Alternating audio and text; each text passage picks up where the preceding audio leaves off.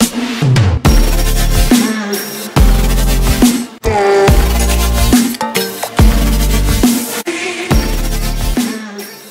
à toutes et tous, bienvenue dans notre série de podcasts « Donner des ailes à vos reprises d'entreprise », l'initiative portée par la Jeune Chambre économique de Nantes Métropole Sud-Loire.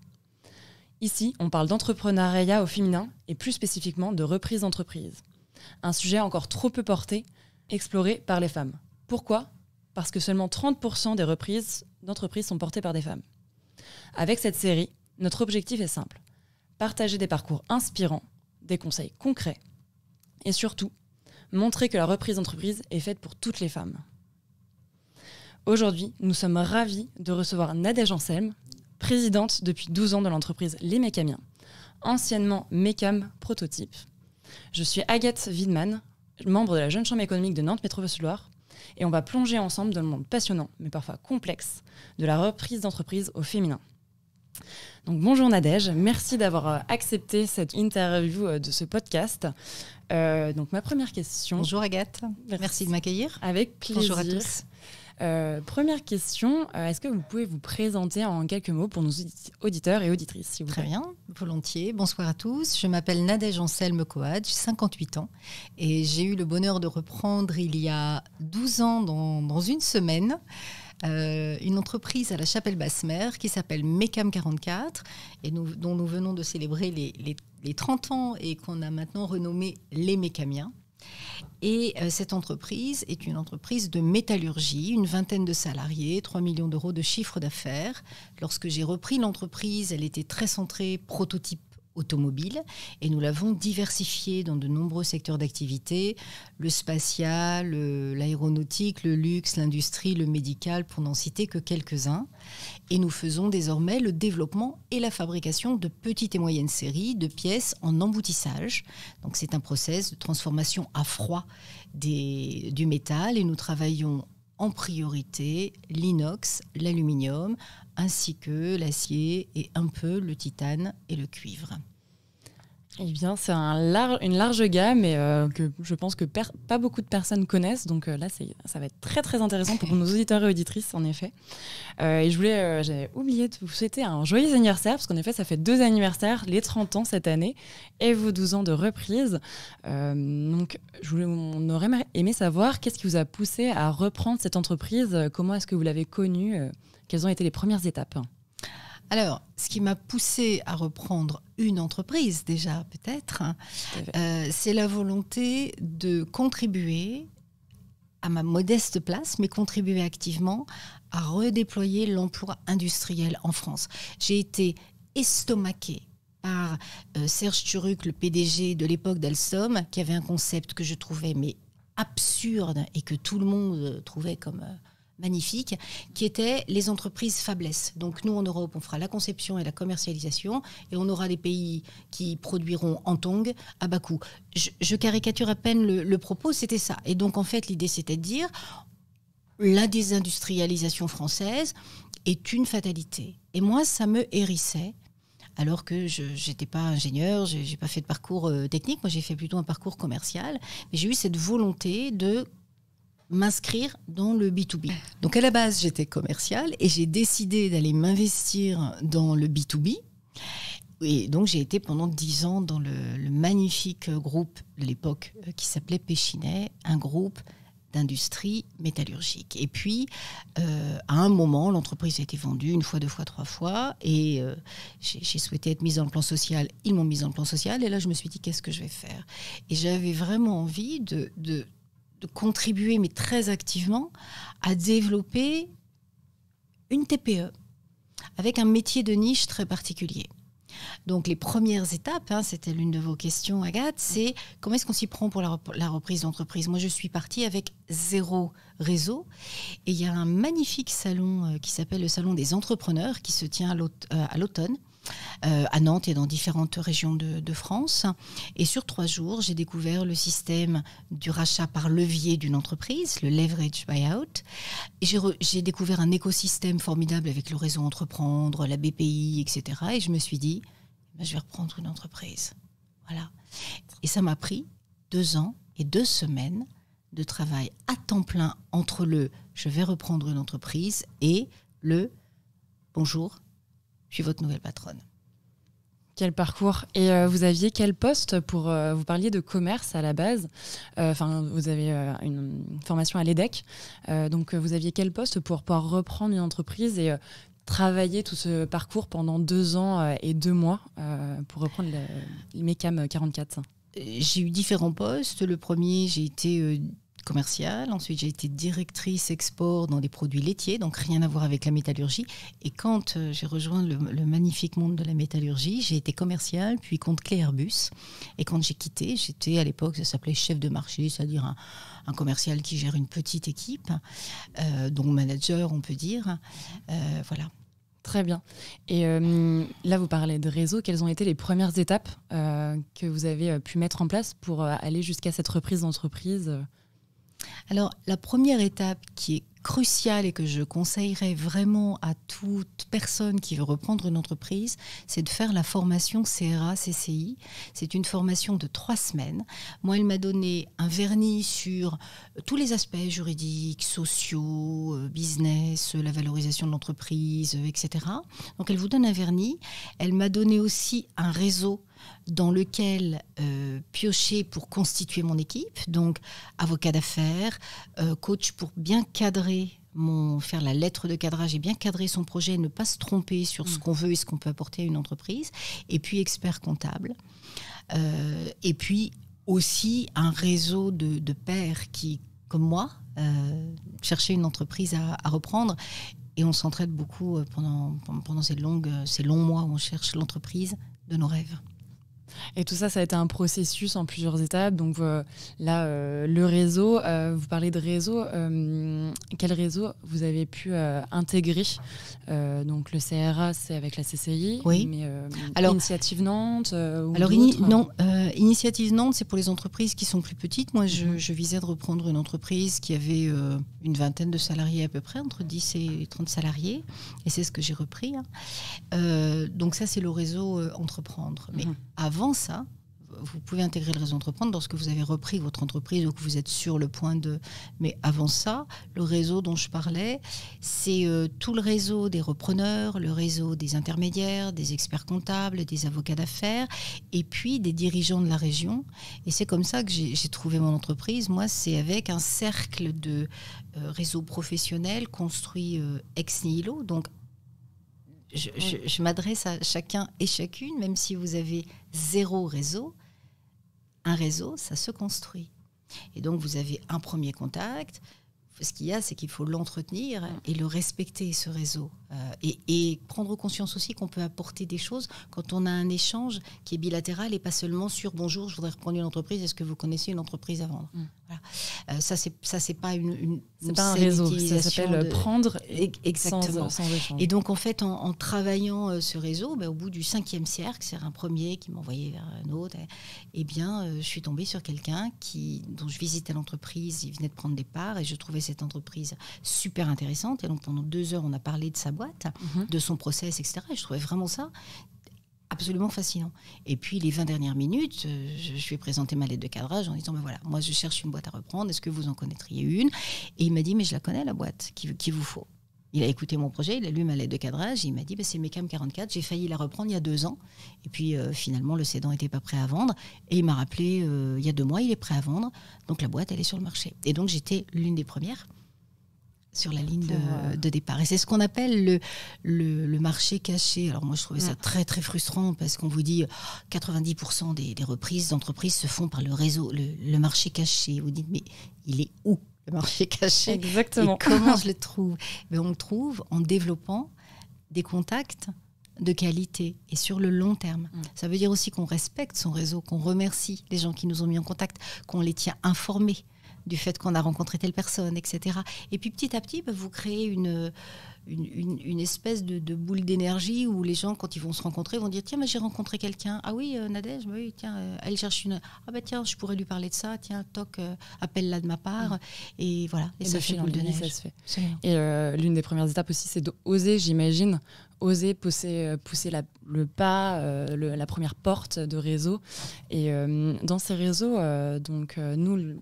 ce podcast est ciblé surtout sur les femmes qui ont repris des entreprises. Oui. Il y a 12 ans, est-ce que vous étiez beaucoup de femmes à vouloir vous lancer dans la reprise d'entreprise?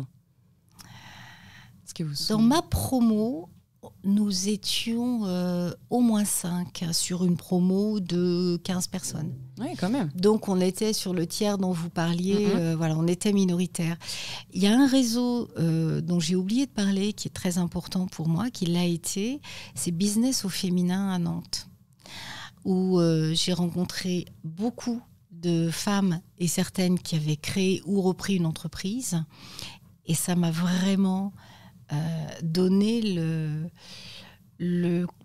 la force d'oser, en fait. Hein, c'est juste ce pas. Et je ne vois pas pourquoi. Il n'y a aucune raison objective, aucune, pour qu'une femme reprenne moins qu'un homme une entreprise. Enfin, pour moi, c'est comme la couleur de peau, c'est comme la religion, la race, le milieu social. Mais de quoi on parle ? Tout à fait. Et c'est justement tous ces préjugés, tous ces plafonds de verre qu'on aimerait casser aujourd'hui avec vous. Mais faisons-les sauter, en fait, parce qu'il n'appartient qu'à nous. Exactement. Et pour vous, quels sont les critères à avoir pour reprendre une entreprise? Là, on ne parle pas de sexe, ni de religion, tout ça. Donc, par exemple, mais factuellement, qu'est-ce qu'il faut mettre en place pour y arriver dans cette reprise? Moi, je crois déjà qu'il faut croire à son rêve.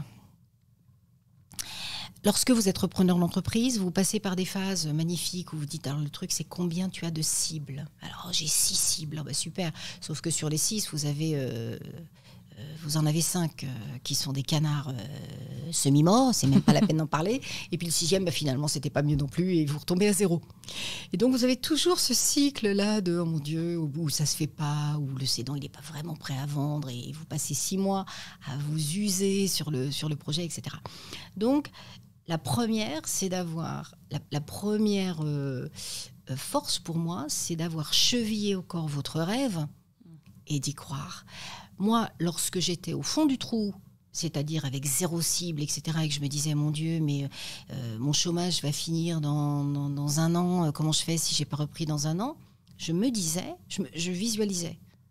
Et je me disais, dans un an, je serai dirigeante d'entreprise. Je ne sais pas laquelle, je ne sais pas où, je ne sais pas quand, je ne sais pas quoi, je ne sais pas combien, mais je serai dirigeante d'entreprise.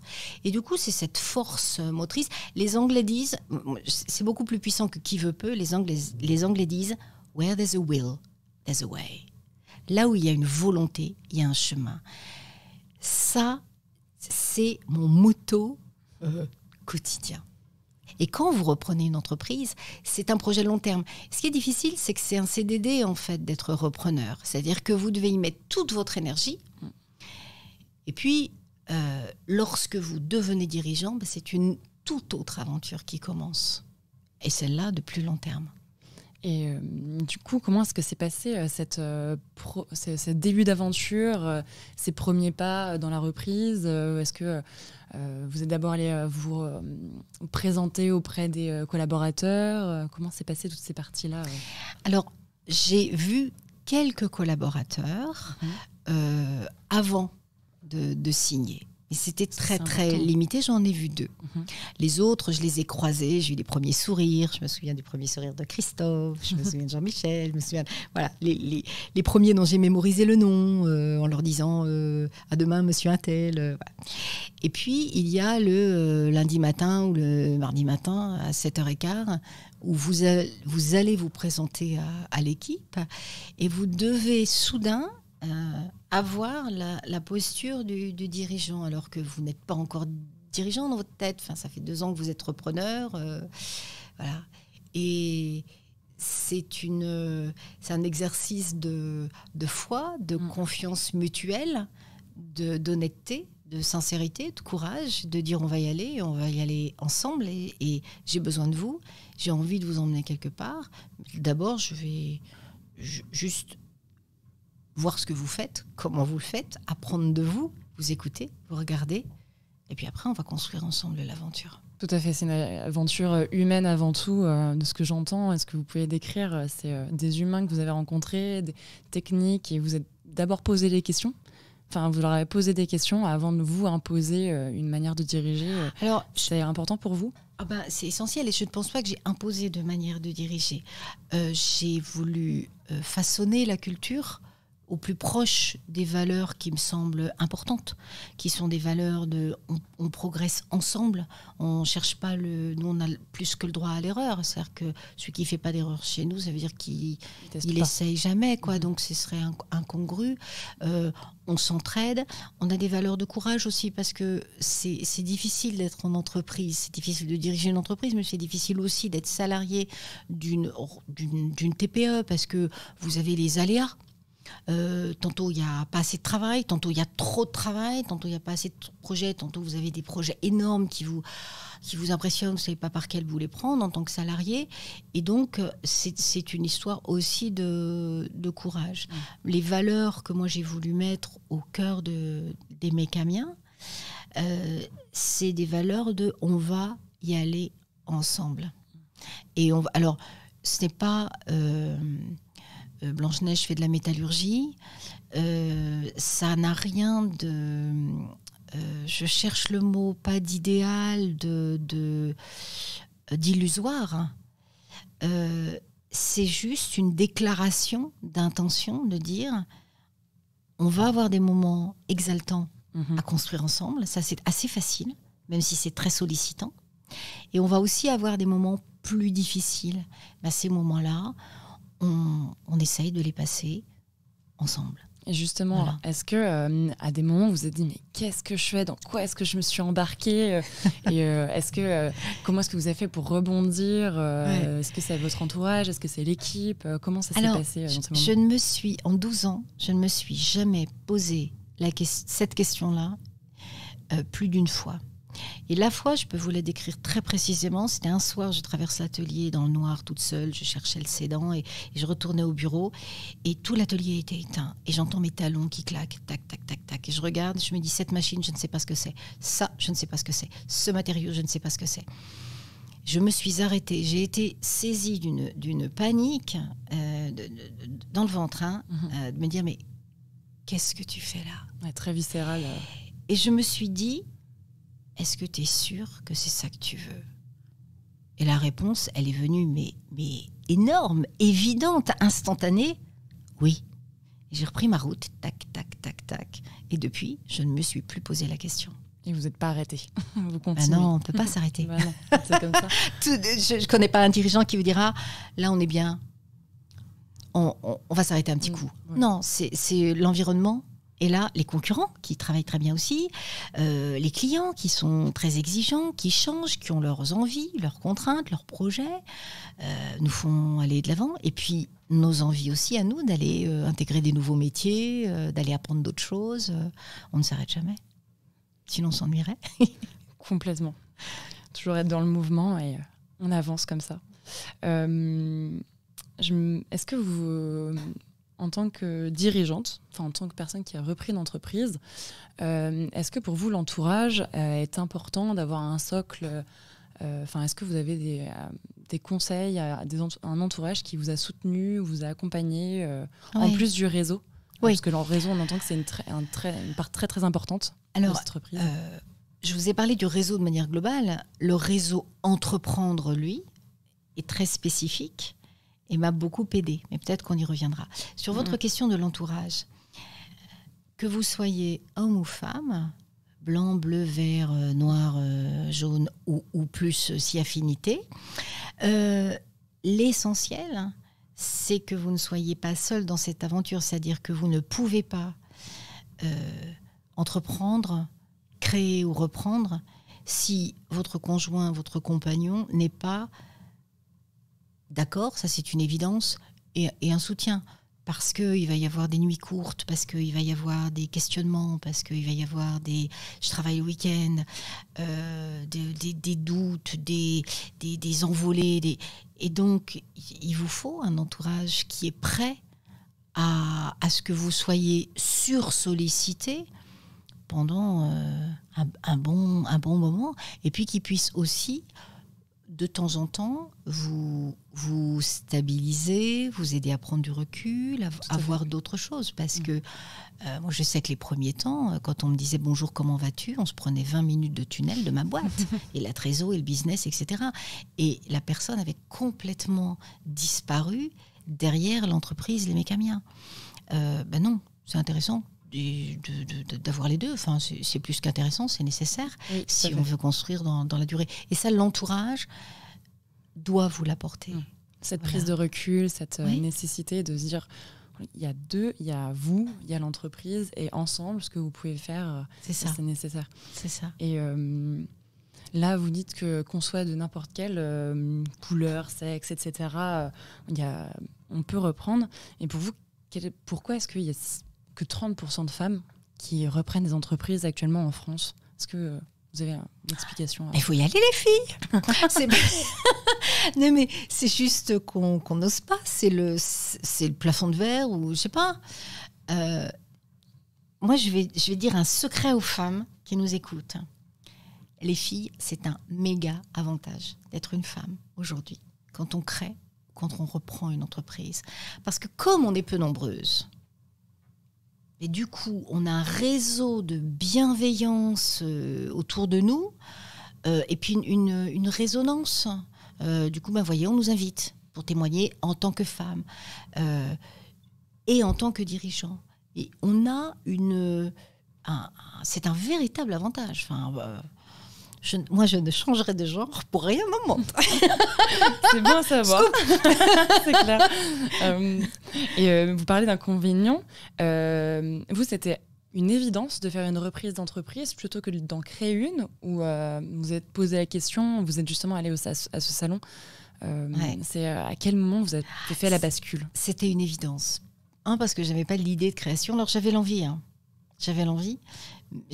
J'avais envie d'être entrepreneur.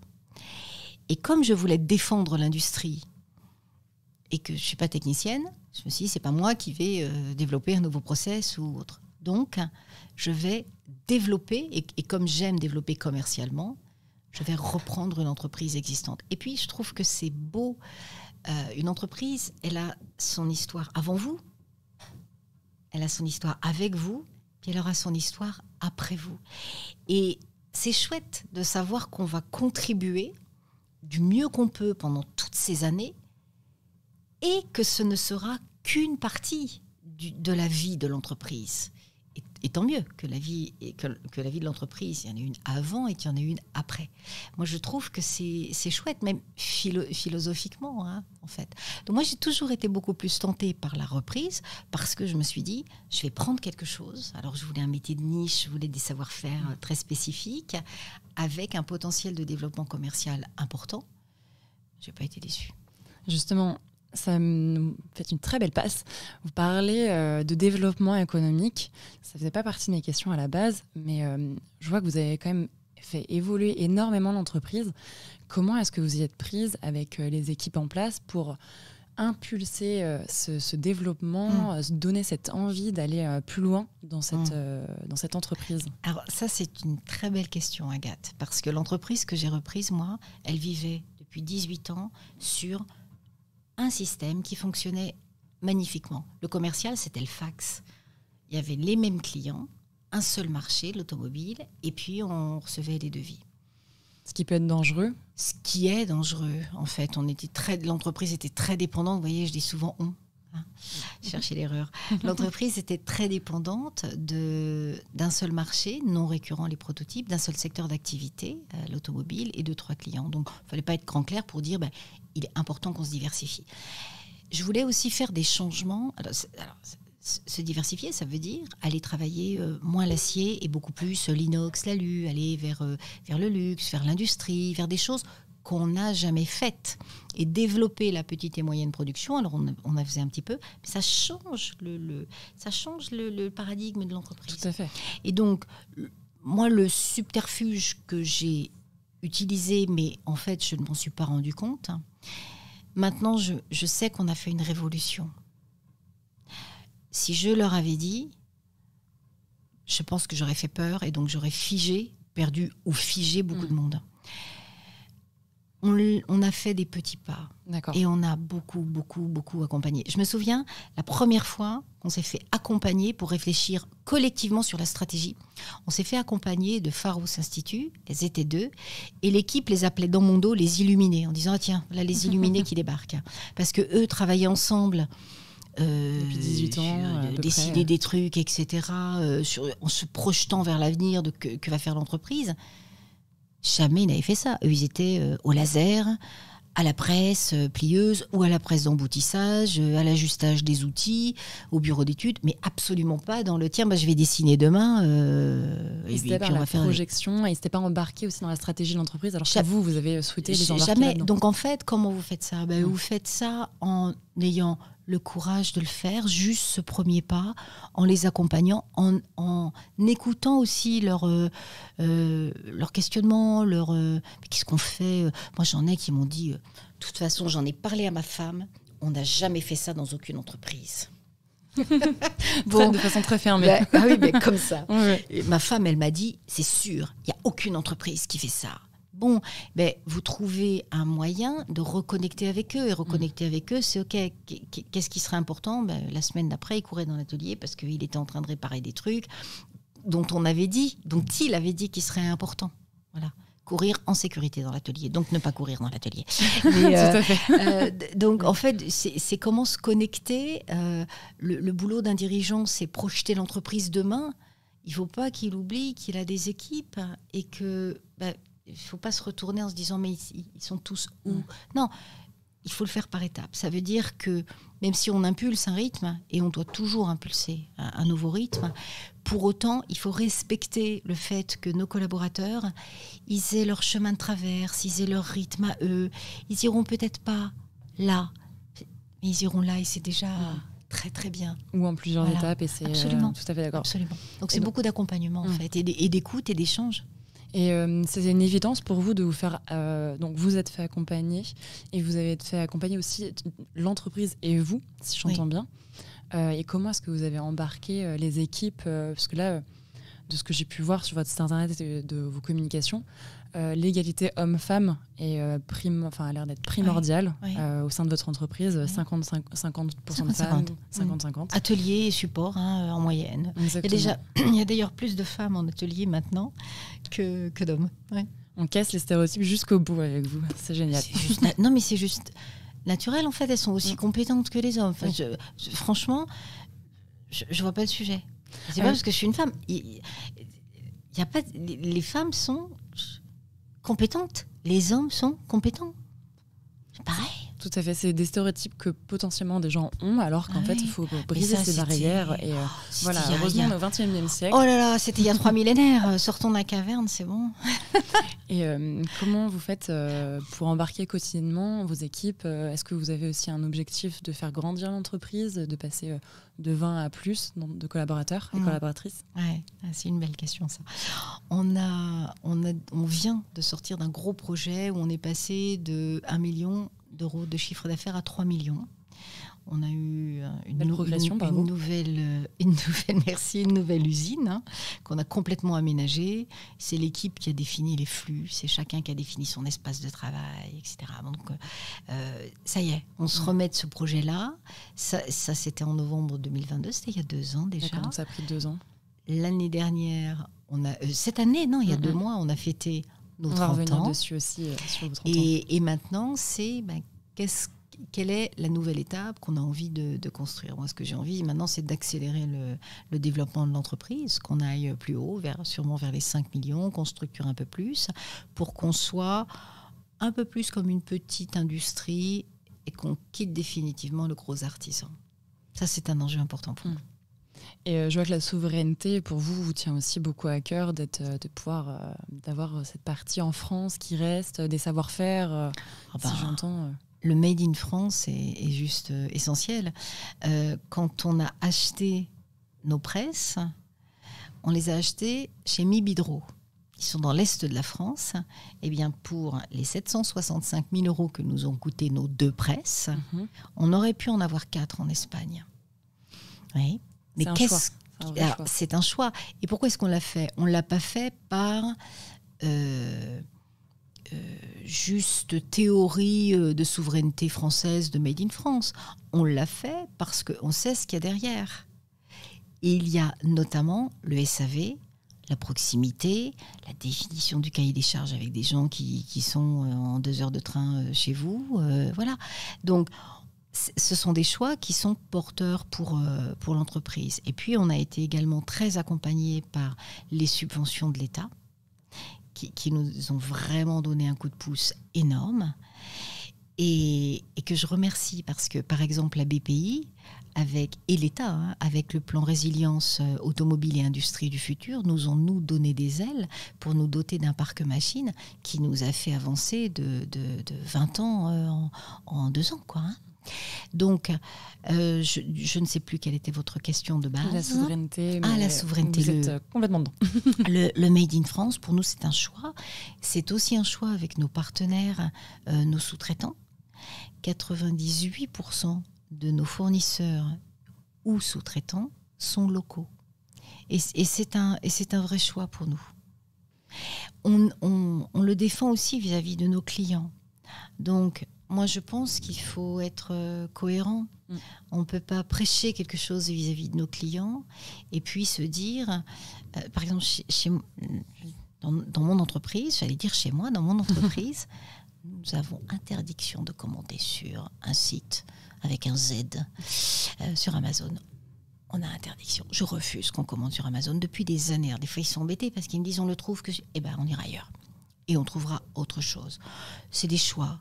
C'est des choix. Partout où on peut acheter français, on le fait. On essaye de contribuer à faire vivre l'économie locale. L'économie locale, le territoire, etc. Et c'est logique. Nos enfants, demain, ils vont travailler où? Ils vont vivre où? On a envie que ce soit ici. Donc, on développe le local. Tout à fait. Et c'est un intérêt bien compris, pardon Agathe, c'est un intérêt bien compris de l'entreprise parce que ça veut dire que vous avez un service qui est tip-top, parce que ça veut dire que quand vous avez besoin de vos sous-traitants ou fournisseurs, ils sont là pour vous parce que vous les faites travailler à l'année longue.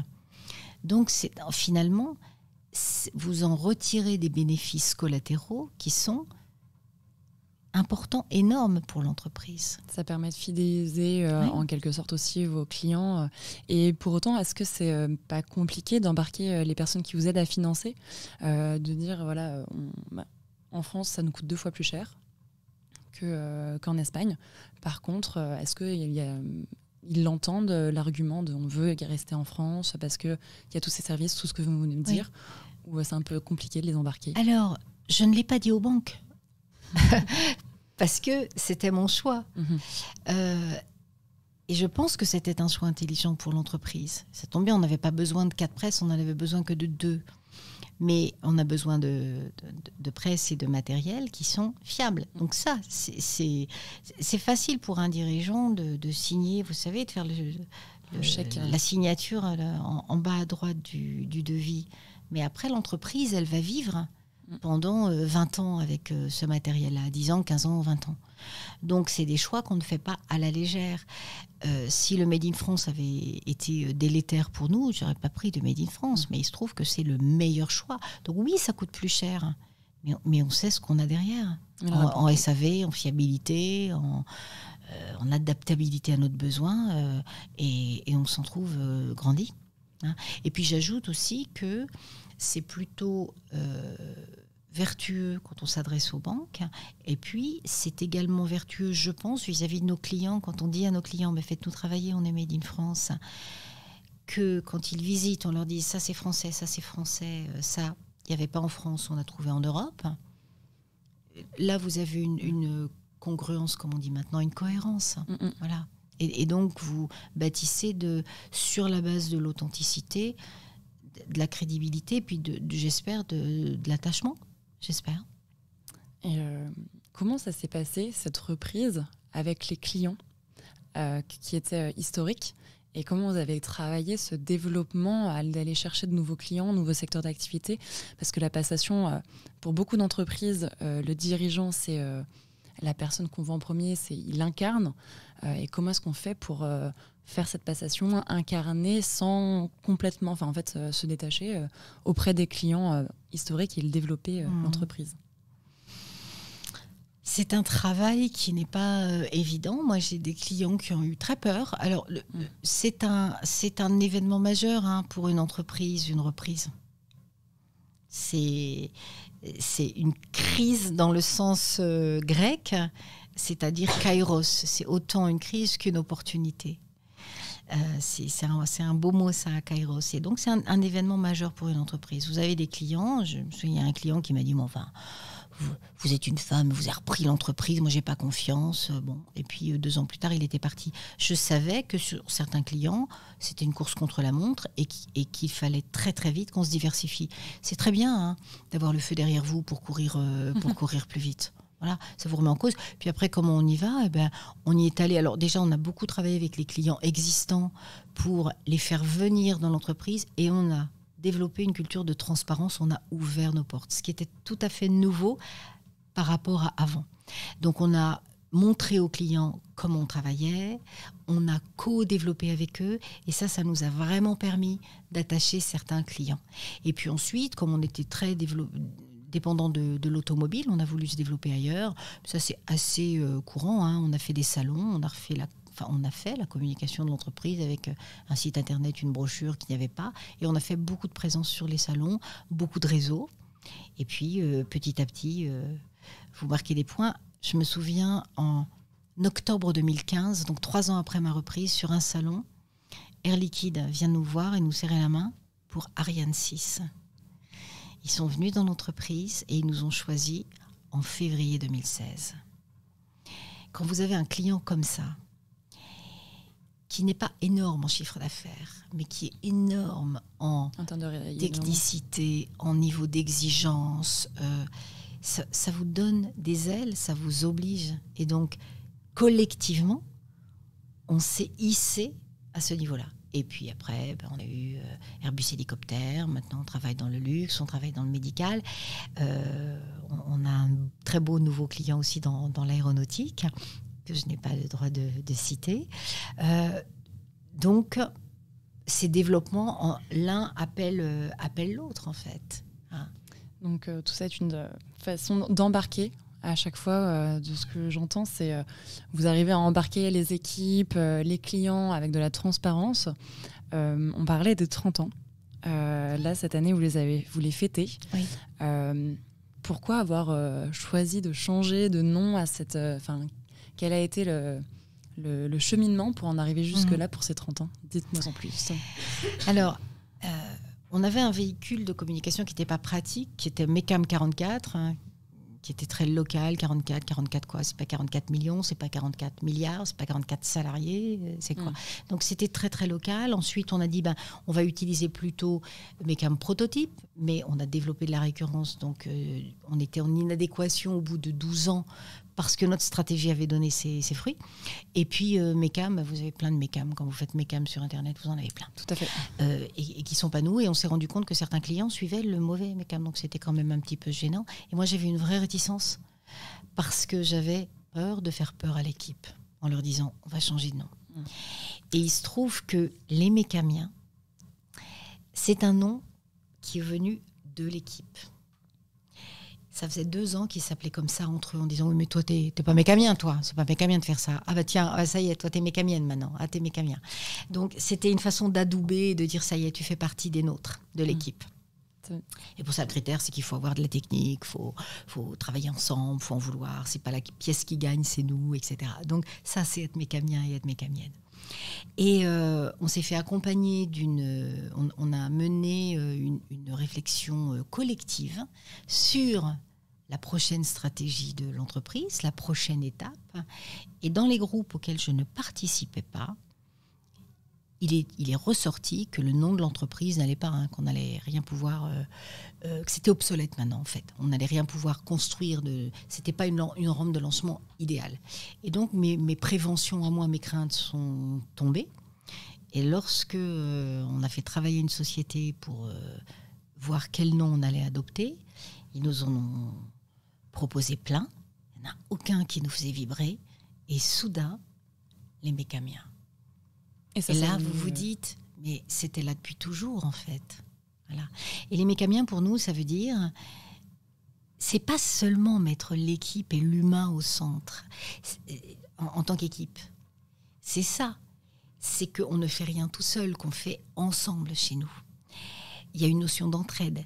Et c'est aussi mettre l'humain avec tout notre écosystème, nos clients, nos fournisseurs, nos sous-traitants. Et puis avoir une façon de travailler très transparente.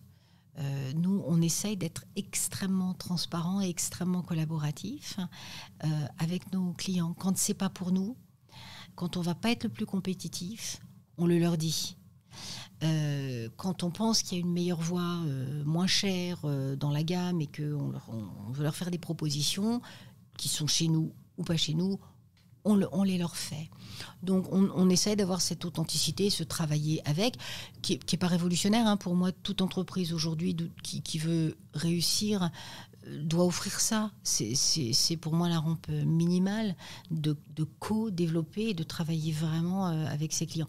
Donc les Mécamiens, ça signale que nous on se met au service d'eux. Puis moi, j'aimais bien les Mécamiens parce que j'ai l'impression d'avoir Tom Cruise avec sa clé à molette et toute l'équipe. Quand on ouvre la porte et qu'on dit bonjour, bienvenue chez les Mécamiens, j'ai vraiment l'impression qu'il y a toute l'équipe derrière.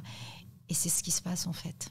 Que les clients le voient ou pas tout de suite, dans les faits, dans le quotidien, c'est ce qui se passe. Ça a dû vous faire quelque chose quand vous l'avez vu au JO à la cérémonie de clôture. Je ne sais pas si vous avez vu Tom Cruise sortir. Ah si. De loin. Vous avez dit que c'était un de chez vous. Non, c'est un Mécamien, il pourrait. En parlant de Mission Impossible et de partage, on arrive sur la fin de cette interview. Quel conseil vous aimeriez donner aux femmes qui voudraient se lancer dans la reprise, ou en tout cas qui ne se posent pas forcément la question, mais qui aimeraient diriger une entreprise? Quel conseil vous leur donneriez pour se lancer? Il y a 2 choses que j'aimerais dire. Je vais garder la deuxième... la dernière, la plus importante, à la fin. Le premier conseil que j'aimerais donner à Agathe, c'est ne vous posez pas seulement la question de « est-ce que c'est l'entreprise pour moi ?» Posez-vous la question aussi, c'est bilatéral. Est-ce que moi, avec ce que j'apporte en tant que futur dirigeant de cette entreprise, je suis ce dont l'entreprise a besoin à cette étape-là de son développement? Moi, je pense être arrivé juste au moment où l'entreprise avait besoin de se réinventer, de se diversifier, d'avoir une nouvelle stratégie et un développement commercial fort. Donc, mon profil était adapté.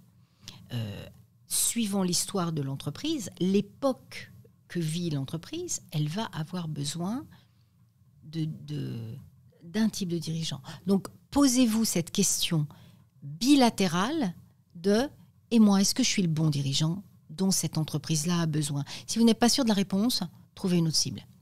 Et puis le deuxième qui est évident, c'est oser. Oser rêver haut, oser rêver loin et accrochez-vous à votre rêve. Les matins où c'est plus dur, où vous êtes à zéro cible, où vous vous dites, où vous avez loupé votre discussion avec les banques ou avec un fonds ou quoi, ou avec le cédant où c'est plus dur, vous vous dites, je serai dirigeant un jour. Ou dirigeante, donc j'y vais. Et vous faites juste ce premier pas. Vous décrochez votre téléphone, vous allez voir quelqu'un à rendez-vous, vous allez au salon des entrepreneurs, vous allez à Business au féminin, vous allez à Réseau Entreprendre. Vous faites juste ce premier pas. Donc osez, rêvez haut et fort, et accrochez-vous à vos rêves. Eh bien, j'espère que nos auditeurs et auditrices ont des rêves et qu'ils vont pouvoir s'y accrocher. Je les leur souhaite. Je leur souhaite vraiment. Pour conclure, moi j'ai une dernière question qui me titille. Si je vous dis que la reprise d'entreprise, elle est réservée aux hommes en costume, vous me répondez quoi? Je vous réponds, Agathe, sortez de votre grotte, vous êtes une alien, et puis venez nous voir chez les Mécamiens. Non, hors sujet. Très bien. Eh bien, écoutez, on va rester sur la partie on va tous sortir de notre grotte, on va casser tous les plafonds de verre et on va aller oser reprendre des entreprises, hommes ou femmes. Allons-y. Merci. C'est une belle aventure. Au revoir. Merci à vous, Agathe. Au revoir. Et voilà, c'est déjà la fin de cet épisode. Un immense merci à Nadia Jean-Anselme pour cet échange enrichissant et inspirant. Ce que l'on retient aujourd'hui, c'est que la reprise d'entreprise est à la portée de toutes, à condition de croire en soi, de bien s'entourer et de surtout oser. Un immense merci également à notre partenaire, l'école de communication ISECCOM à Nantes, qui nous a accueillis pour l'enregistrement de cet épisode. Avec l'action Donner des ailes à vos reprises d'entreprise, notre objectif est de montrer que reprendre une entreprise est non seulement possible, mais que les femmes ont toute leur place dans ce processus.